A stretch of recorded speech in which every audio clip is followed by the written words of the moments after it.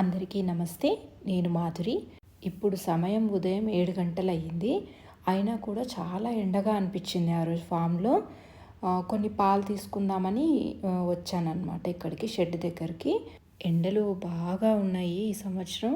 అందుకోసమని చెప్పి వీటిని ఎక్కువగా బయట కట్టేయకుండా ఇక్కడే కట్టేయడం వల్ల బాగా షెడ్ మొత్తం పేడతో నిండిపోతుంది. ఒకసారి వర్షాలు స్టార్ట్ అయితే అప్పుడు వీటిని ఎక్కువగా బయటనే వదిలేస్తాము. ఎందుకంటే అప్పుడు పచ్చిగడ్డి బాగా వస్తుంది కదా, వాటికి ఇంకప్పుడు మేత బయట బాగా సరిపోతుంది. మనం ఎక్స్ట్రాగా పచ్చిగడ్డి ఇవ్వాల్సిన అవసరం లేదు. అవి బయట ఉండే న్యాచురల్గా పెరిగే కొన్ని ఔషధ మొక్కల్ని కూడా తినడం వల్ల అవి కూడా హెల్తీగా అవుతాయి. పొద్దున్నే ఈ మధ్యలో తవుడు దానాగా ఇస్తున్నాము. మేము బియ్యం పట్టించిన తర్వాత ఇది మిగిలినదనమాట తవుడు ఇది. వీటిని లక్ష్మికి ఎక్కువగా ఇస్తుంటాము. ఎందుకంటే లక్ష్మికి పళ్ళు ఈ మధ్యలో అరగడం స్టార్ట్ అయిపోయి కొద్దిగా ఒక 2 పళ్ళు అరిగిపోయాయి అనమాట.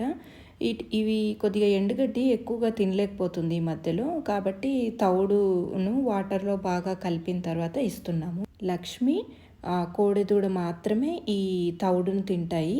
ఇంకొక ఆవు తర్వాత చిన్న కోడెదూడ ఉంది కదా, ఆ 2 అస్సలు తాగవు. ఎందుకో మరి ఎంత ప్రయత్నించినా కూడా తాగవు. ఇంకొకటి, మేము దానాలు కూడా ఎప్పుడు ఇంతవరకు బయట నుంచి తీసుకొచ్చి ప్రత్యేకంగా పెట్టలేదు. ఎప్పుడైనా ఒకసారి పెట్టాలి అనుకుంటే బయట నుంచి తీసుకొచ్చేవి ఓన్లీ పల్లి చెక్క, ఈ నువ్వుల చెక్క మాత్రమే మేము తీసుకుంటాం. అది కూడా కోల్డ్ ప్రెస్డ్ ఆయిల్ పట్టిన తర్వాత మేము ఎట్లా కోల్డ్ ప్రెస్డ్ ఆయిల్ తెప్పించుకుంటాం కదా, అవి మాత్రమే ఎప్పుడైనా వాటర్లో డైల్యూట్ చేసి అది ముందు రోజు ఈవినింగే సోక్ చేసి నెక్స్ట్ డే మార్నింగ్ పెడతాను తప్ప బయట నుంచి అయితే దానాలు ఎప్పుడూ ఇంతవరకు అయితే పెట్టలేదు.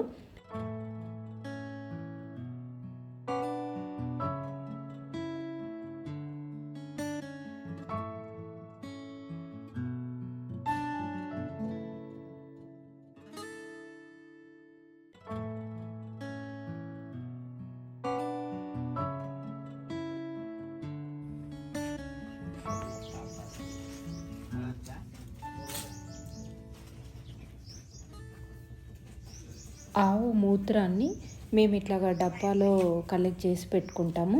ఏ కషాయాలైనా తర్వాత ట్రీట్మెంట్స్కైనా వేటికైనా కూడా ఇదే ఆవు మూత్రం వాడుకుంటాం, ఇట్లా కలెక్ట్ చేసిందే.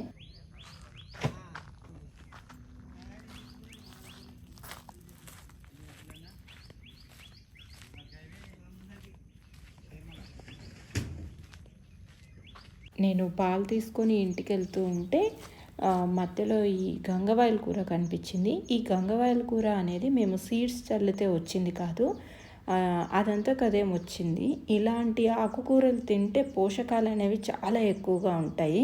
అవి న్యాచురల్గా పెరిగినవి కాబట్టి వాటి పోషకాల విలువ అనేది చాలా ఎక్కువ.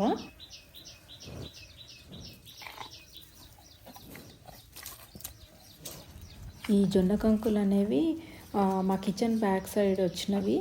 అవి ఒక 4-5 వచ్చాయి, ముదిరిపోతున్నాయని చెప్పేసి ఆవులకు తెచ్చి పెడుతున్నాను.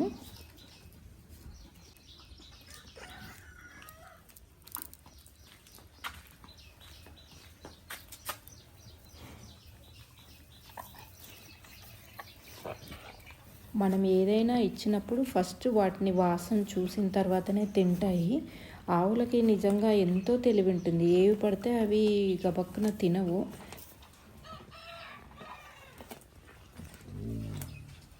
మేము ఇక్కడ ఏం చేస్తున్నామంటే వరి మడిలో నవధాన్యాలు చల్లుకోవడానికి సిద్ధం చేసుకుంటున్నాం. నవధాన్యాలు ఎందుకు వేసుకుంటున్నాము అంటే వరి అనేది బాగా మంచిగా రావడానికి కింద మొత్తం జీలుగ విత్తనాలతో పాటు మొత్తం నవధాన్యాలన్నీ వేసుకుంటున్నాం. ఒకసారి ఇవన్నీ వేసుకొని బాగా దున్నేసుకున్న తర్వాత అవి మొలకలు వస్తాయి కదా, మొలకలు వచ్చిన తర్వాత మళ్ళీ మేము రోటోవేటర్ తోటి మొత్తం దున్నేసుకుంటాము. దున్నేసుకున్న తర్వాత మళ్ళీ అప్పుడు మేము వరి విత్తనాలను అనేటివి చల్లుకోవడం జరుగుతుంది. ఇలా చేయడం వల్ల భూమిలో మైక్రోన్యూట్రియంట్స్ అనేవి చాలా పెరుగుతాయి. అన్ని నవధాన్యాలలో కొన్ని ధాన్యాలలో నైట్రోజన్ ఫిక్సేషన్, తర్వాత కొన్నిట్లో దానికి సంబంధించిన సద్గుణాలన్నీ ఉంటాయి కాబట్టి అవి మనం వేసే పంటకి మంచి బలాన్ని ఇస్తాయన్నమాట. అందుకోసమని అలా వేసుకుంటున్నాము. ఆవులను కూడా తీసుకొని వెళ్తున్నాము ఆ పొలం దగ్గరికి. ఎందుకంటే ఇప్పుడు మార్నింగ్ 8:15 అవుతుంది. కొంచెం ఎండ తక్కువగా ఉంటుందని చెప్పి తీసుకెళ్తున్నాం. రాను రాను ఇంకా ఎండ అనేది చాలా ఎక్కువైపోతుంది కదా, కొంచెం వాటికి కూడా ఎక్సర్సైజ్ అవుతుంది అని చెప్పి అక్కడికి తీసుకెళ్తున్నాము. మేము కూడా అక్కడ పని చేసుకుంటూ ఉంటాము. ఆ తర్వాత అవి కూడా తిరుగుతూ ఉంటాయి, వాటికి కొంచెం ఎక్సర్సైజ్ అవుతుందని చెప్పి అన్నిటినీ ఈ 5 ఆవులను తీసుకెళ్తున్నాము. ఆవులు కోడెదూడలు 2 ఉన్నాయి దీంట్లో.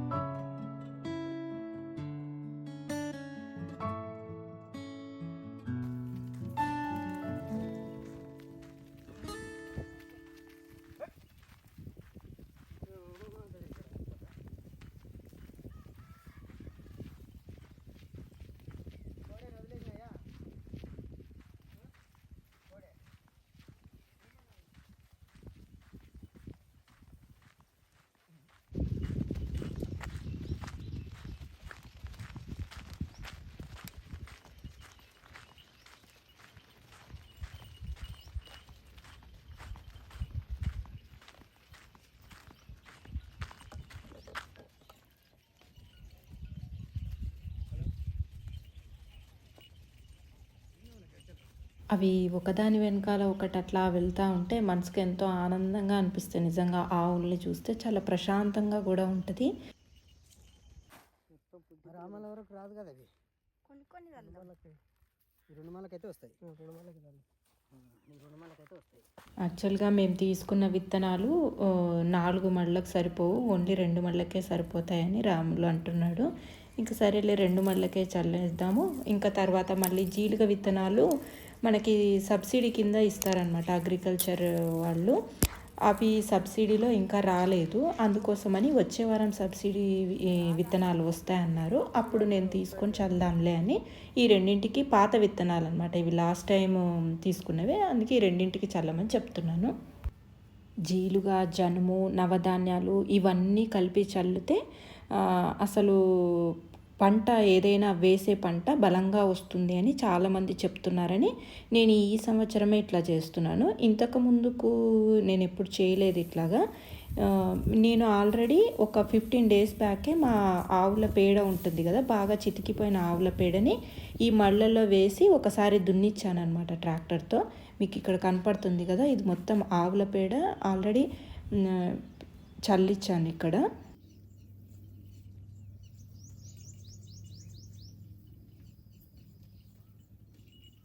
ఎండ తట్టుకోలేక నేను కొద్దిసేపు ఈ చెట్టు కింద కూర్చున్నాను వాళ్ళు చల్లేలోపు. అసలు ఈ చెట్టు విలువ అనేది మనకు ఎండ ఎక్కువగా ఉన్నప్పుడే తెలుస్తుంది అనిపిస్తుంది. ఇది యాక్చువల్గా మా పొలం మధ్యలో ఉంది. అందరూ అన్నారు దున్నిచ్చేటప్పుడు ఈ చెట్టును తీసేద్దాము అని, కానీ నాకు ఎందుకో ఈ చెట్టును తీసేయాలనిపించలేదు. ఎందుకంటే ఈ పొలంలో మేము ఎక్కడా పెద్ద చెట్లు లేవు. ఒకసారి సైడ్కి ఇంకేమైనా పెద్ద చెట్లు పెరిగిన తర్వాత అప్పుడు తీద్దాంలే అని చెప్పి నేను తీయనివ్వలేదు. మేము ఈ పొలంలో ఇంతకుముందు మిర్చి, తర్వాత టొమాటోస్, తర్వాత గోరుచిక్కుడు అలాంటివన్నీ వేసుకున్నాం కదా. ఇంక ఇప్పుడు ఇవన్నీ తీసేస్తున్నాము. నెక్స్ట్ మళ్ళీ కొత్తగా వేసుకోవాలి కూరగాయలు, అందుకోసమని ఆవులను ఇక్కడే వదిలేస్తున్నాము. మీకు ఇక్కడ కనిపిస్తున్నదేమో గునుగు. ఈ ఆకు కూడా అసలు పప్పు చేసుకుంటే ఎంత టేస్టీగా ఉంటుందో. ఇవాళ మేము ఇదే పప్పు చేసామన్నమాట ఫామ్లో.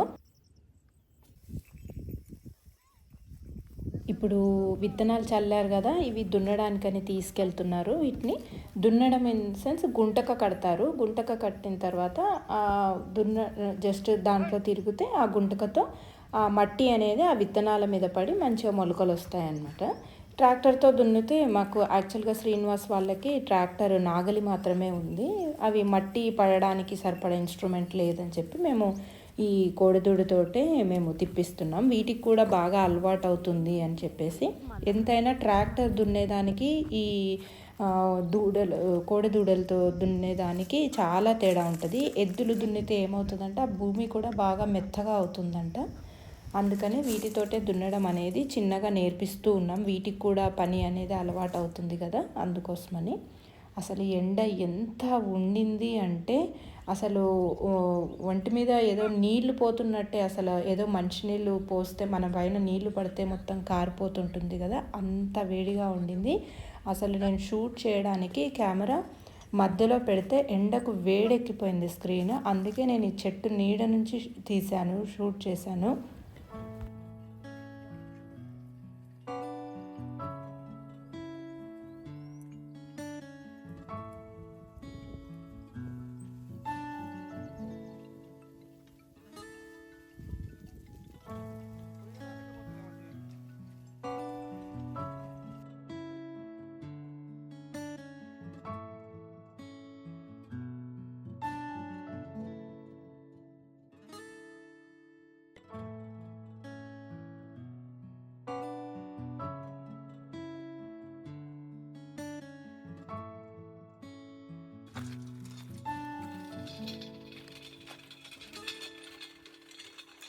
ఇంకా విత్తనాలు చల్లడము, దున్నడము అంతా అయిపోయింది.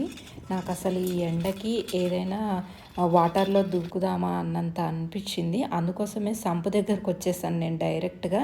నీళ్ళు చల్లగా ఉన్నాయి, బయటేమో ఎండ వేడి, ఎంత చల్లగా ఉన్నాయో నీళ్ళు మాత్రం. అసలు ఎంత ఉపశమనం అనిపించింది నాకు అసలు ఆ నీళ్ళలో దూకగానే. యాక్చువల్గా నాకు స్విమ్మింగ్ వచ్చు. ఇది డెప్త్ మా సంప్ వచ్చేసి 6 feet ఉంటుంది. చాలా చల్లగా అనిపించింది. ఎంత ప్రశాంతంగా ఉండిందో ఈ వాటర్లో దిగిన తర్వాత.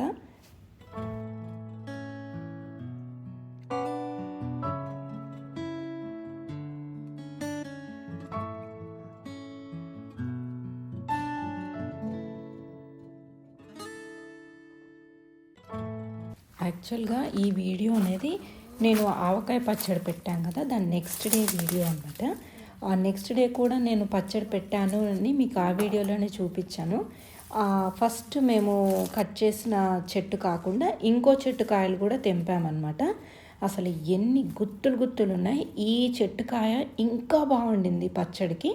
మేము మొదట కట్ చేసి పెట్టిన ఆవకాయ కన్నా ఈ కాయలతో పెట్టిన పచ్చడి ఇంకా బాగుండింది. ఎందుకంటే ఈ కాయ గట్టిగా ఉంది, దీంట్లో పీచు క్వాంటిటీ, ఫైబర్ క్వాంటిటీ ఎక్కువగా ఉండడం వల్ల ఏమో ఇది కూడా నీలం రకమే, కాకపోతే ఇది ఎందుకో చాలా బాగా అనిపించింది.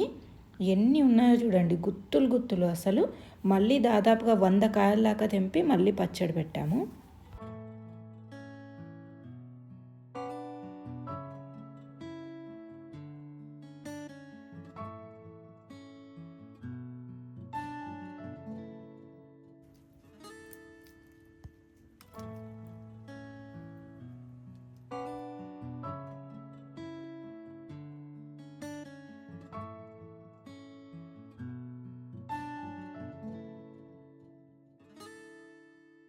సాయంకాలం అయ్యేసరికి పెద్ద గాలి స్టార్ట్ అయిపోయిందనమాట. ఇంకా వర్షం వస్తుందని చెప్పేసి మేము మా కిచెన్ బ్యాక్ సైడ్ ఎప్పుడో విత్తనాలు చల్లింటే పపాయ మొలకలు వచ్చినాయన్నమాట. వాటిని అన్నింటినీ తీసుకెళ్ళి నాటుకుందామని చెప్పేసి తీస్తున్నాము. మా తమ్ముడు ఉండి ఇంకా వర్షం పడుతుంది కదా, తొందరగా అతుక్కుంటాయని చెప్పేసి తీస్తున్నాం ఇద్దరం కలిసి.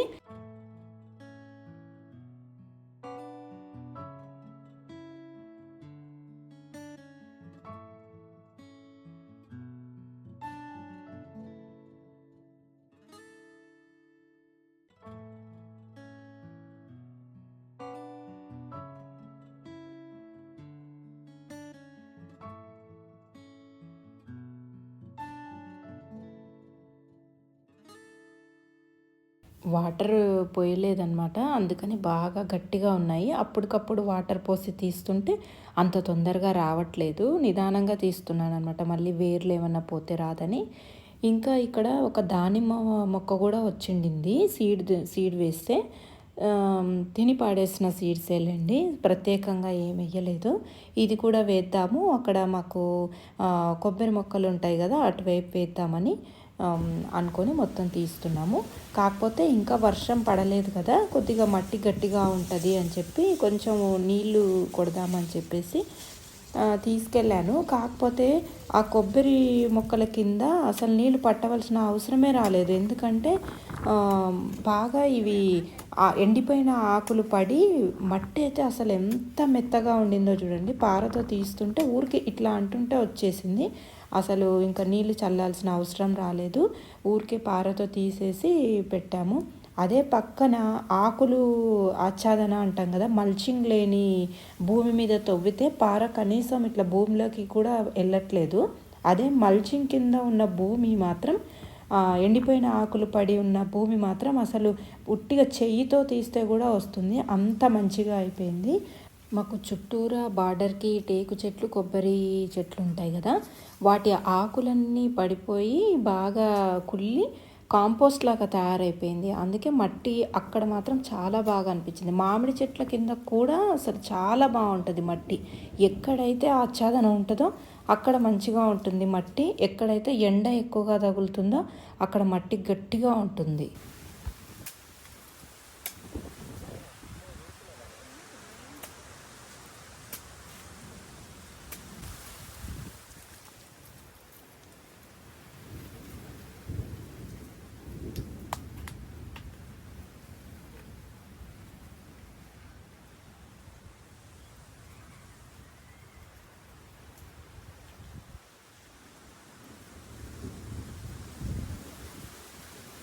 మీకు వినపడుతూనే ఉంటుంది కదా ఆ గాలి శబ్దము.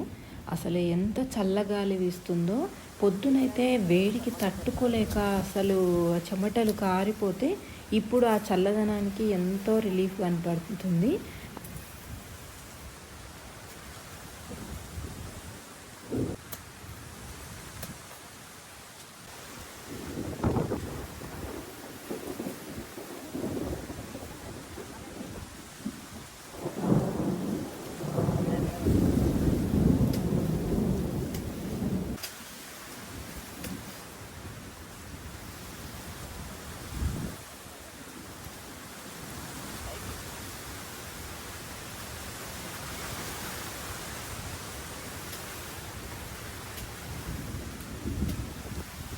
ఈ ప్రకృతి నుంచి వచ్చే శబ్దాలు కూడా ఒక్కొక్కసారి మంచి మెడిటేషన్ లాగా అనిపిస్తాయి. ఈ గాలి, ఇవన్నీ శబ్దాలు కూడా చాలా మంచిగా అనిపించినాయి ఆ రోజు.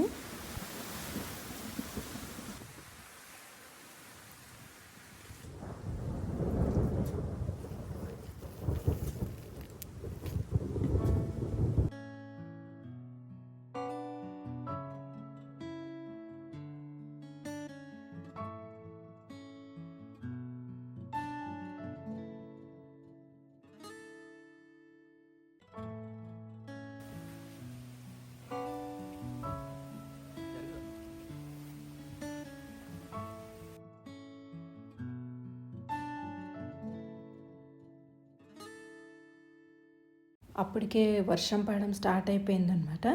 అందుకోసమని నేను ఆవులకు గడ్డి వేశారో లేదో ఒకసారి చెక్ చేద్దామని వచ్చాను. కాకపోతే శ్రీనివాస్ వేసేస్తున్నాడు అప్పటికే. ఎప్పుడు 2 డేస్ నుంచి అనుకుంటూ ఉన్న ప్లేట్లో సజ్జలు పోసుకొని వచ్చి వీటికి పెడదామని ఇప్పుడు వస్తూ వస్తూ గుర్తొచ్చిందని చెప్పి వీటికి పెట్టానన్నమాట. లక్ష్మికి తర్వాత ఇంకొక ఆవు ఉంటుంది కదా తన కూతురు, ఆ రెండింటికి మాత్రం ఈ సజ్జలు పెట్టట్లేదు. ఎందుకంటే అవి 2 ప్రెగ్నెంట్గా ఉన్నాయి కదా. సజ్జలు అనేవి కొద్దిగా వేడి చేస్తుంది. అసలు ఉరుములు మెరుపులతో కూడిన వర్షం అయితే స్టార్ట్ అయిపోయింది. ఇంకా వర్షం పడుతుందని చెప్పి కొద్దిసేపు ఇట్లాగే షెడ్లోనే ఉన్నాము. కొద్దిగా తగ్గితే వెళ్దామని చెప్పి.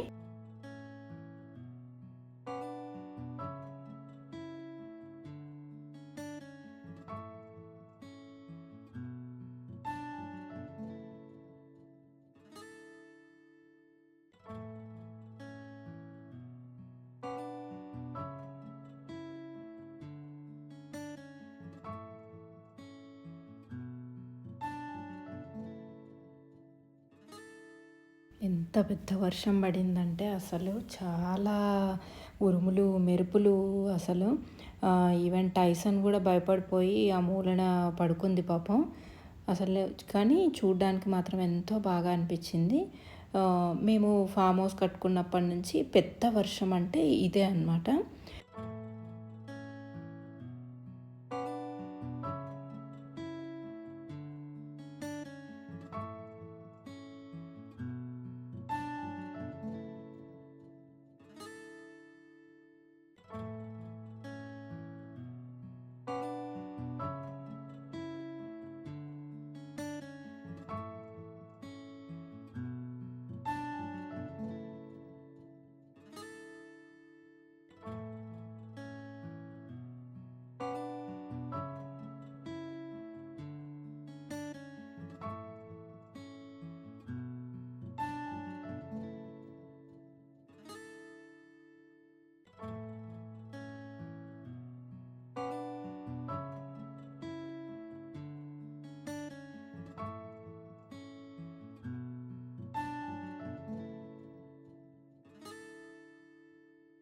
టైసన్ అసలు వర్షానికి భయపడిపోయి ఇక్కడ పడుకుంది. కొద్దిగా జల్లులు పడుతూనే ఉన్నాయి. దాని ప్లేస్ కూడా ఇదే అనమాట. ఎప్పుడు ఇక్కడే పడుకుంటుంది. ప్రకృతి మాయ అంటే ఇదేనేమో. పొద్దున్న వేడిని భరించలేకపోయాం. ఇప్పుడంతా చల్లబడిపోయింది. మళ్ళీ నా నెక్స్ట్ వీడియోలో కలుద్దాం. అంతవరకు సెలవు.